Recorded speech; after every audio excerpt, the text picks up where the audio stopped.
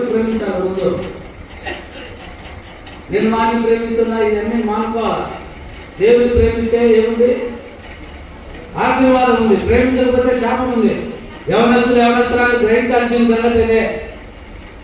కాబట్టి శాపం అనేది దేవుని ప్రేమించగా. ఇప్పుడు ఆదాము అవ్వ తీసుకునింది, పండు తినింది. ఎవరికి తెచ్చింది? ఆదాముకు తెచ్చింది.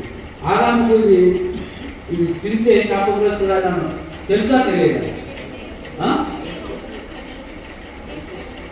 ఏమా తెలుసా? మరి ఎందుకు తినడు?